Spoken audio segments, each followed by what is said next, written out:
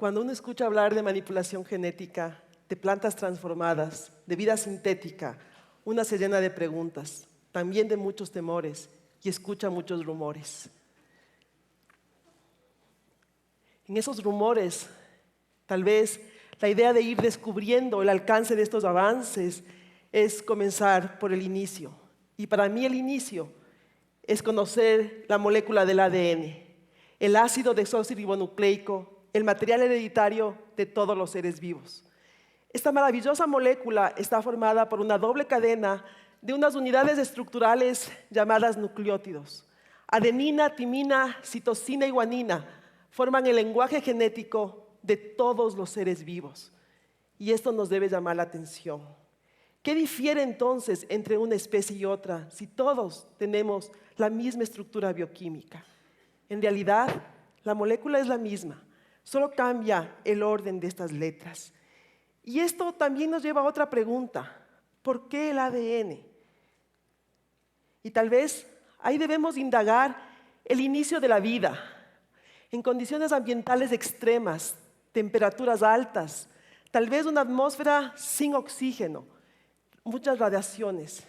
Hubo muchos intentos, muchas moléculas que competían, que se organizaban.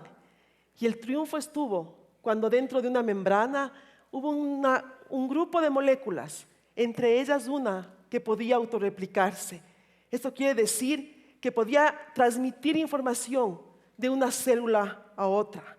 Y esto pasó aproximadamente hace unos 3.500 millones de años, así nos dicen los fósiles más antiguos encontrados en Australia hasta el momento. Y de aquí, ¿qué pasó? ¿Cómo llegamos a esta impresionante biodiversidad que tenemos ahora? Una biodiversidad que debemos entender por la riqueza de ecosistemas y también por la diversidad de especies. Y nuevamente, lo que nos tiene que llamar la atención es que dentro de cada una de las especies de animales o de plantas o de invertebrados existe una misma molécula, el ADN, siempre presente. Y tal vez queremos entender cómo se forma esta diversidad. Y tenemos que volver al inicio, cuando habían pocas células unicelulares, unas bacterias. ¿Y qué hicieron esas bacterias para irse diversificando? Comenzaron a intercambiar genes. El ADN comenzó a mezclarse, comenzó a formar moléculas híbridas de diferentes orígenes. El ADN no tiene miedo de formar moléculas mestizas. Y es por eso que cuando ahora analizamos, ahora con todo el conocimiento, este árbol de la vida, vemos dos grandes grupos, arqueas y bacterias. Millones de bacterias que están adaptadas a todos los ambientes que se pueden imaginar.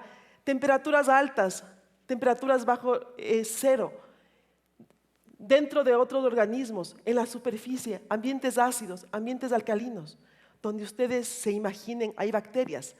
No las pueden ver, pero están presentes. ¿Y por qué tantas? Porque su ADN pudo mezclarse, pudo hibridarse, porque el ADN de las bacterias es una mezcla de varios orígenes. Y bueno, nosotros los multicelulares respiramos y decimos, esos son las bacterias. Pero nosotros en este tercer grupo del árbol de la vida, el de los eucariotes, donde están los multicelulares, donde está el ser humano y todos los demás animales, plantas, hongos, algas, nosotros no. Esa promiscuidad genética que es la marca de la evolución en este planeta Tierra y que está evidenciado en las bacterias, esa promiscuidad genética la dejamos a las bacterias y nosotros no. Nosotros tenemos genomas íntegros. ¿Será cierto? ¿Será que los multicelulares no somos promiscuos? Y tal vez para entender esto tenemos que preguntarnos nuevamente, ¿para qué hay promiscuidad genética? Y esta promiscuidad existe para ser diversos. Y los multicelulares también somos diversos. Pero por otro mecanismo que no está presente en las bacterias, que es la reproducción sexual. Ese maravilloso proceso de formar gametos, óvulos y espermatozoides. Y cada vez que estos se forman nuevas combinaciones de genes. Y en cada proceso de fertilización, cuando se une un óvulo y un espermatozoide, se crea un organismo genéticamente diferente. Pero nuevamente, creemos que los genes de una especie aunque pasen por reproducción sexual, son solo de esa especie, solo de la especie de un primate o solo de la especie de cualquier planta. Pero analizando solo un ejemplo, el ejemplo de nuestro genoma, el del ser humano, vemos que compartimos el 98% de la información con los chimpancés, el 92% con los ratones, el 44% con la mosca drosófila, con un insecto, el 26% con un hongo unicelular, la levadura, y el 18% con las plantas. Hasta ahora las investigaciones nos dicen que compartimos más de 200 familias de genes entre bacterias, arqueas y eucariotes. ¿Qué nos refleja esto? Nos refleja esta maravillosa característica del ADN, su plasticidad. Como ya dije, el ADN no tiene miedo y se ha implantado como la molécula de la transmisión de información a lo largo de miles de años de evolución por su facultad de hibridizarse.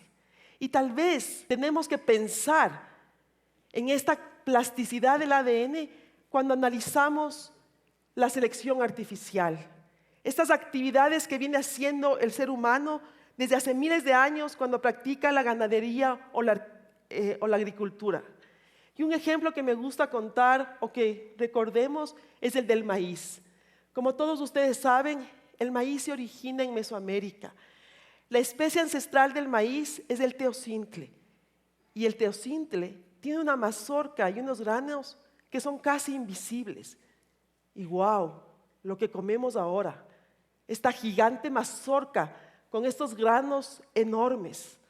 ¿Cómo ha podido pasar esto? Esto ha pasado gracias a los miles de años de mejoramiento convencional. Los agricultores han ido seleccionando desde hace cientos de años características específicas para crear nuevas variedades.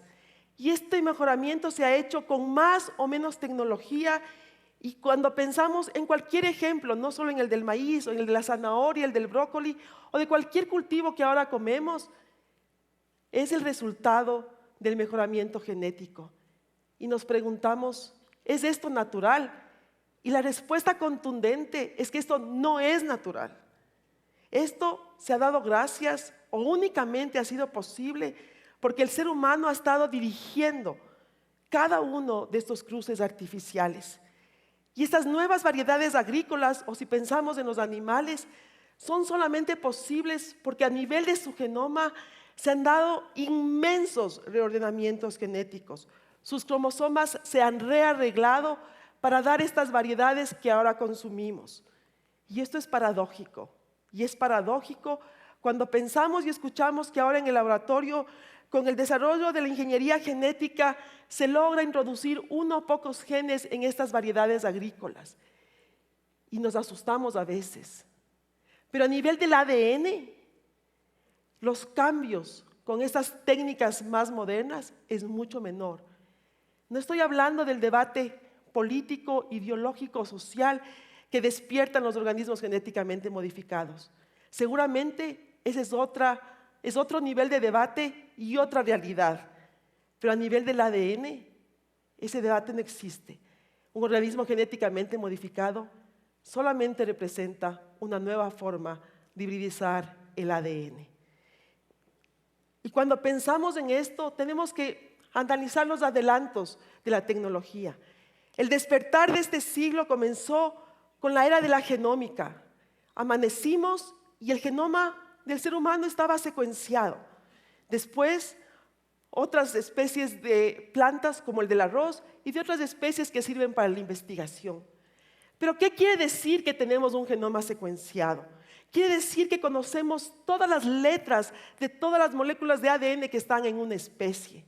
Es como tener un libro que tiene cientos, miles de hojas, pero letra, letra, letra.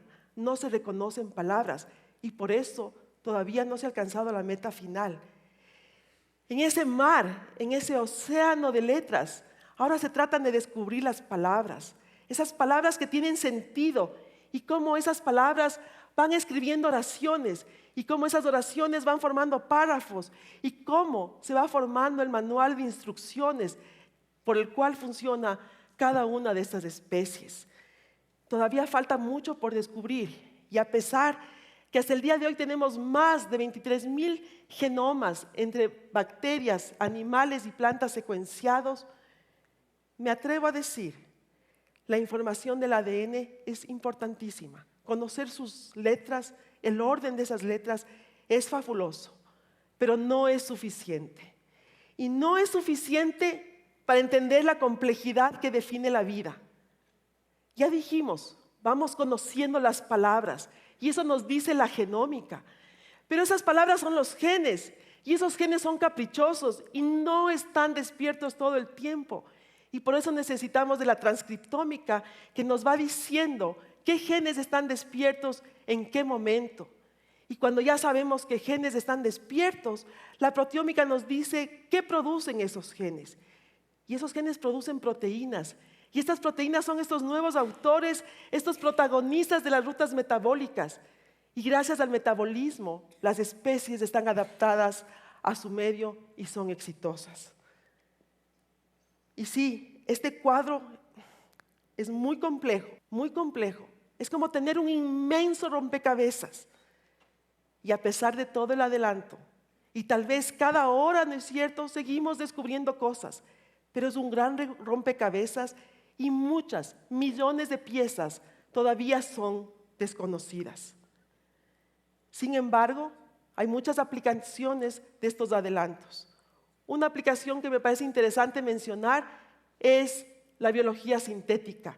¿Y qué es la biología sintética? Es esta posibilidad ahora de sintetizar secuencias de ADN, genes, a partir de la información que se acumula en los bancos de datos, en las computadoras. Y aquí, ¿no es cierto?, en el 2010 se difundió esta noticia. Se pudo sintetizar un genoma bacteriano completo.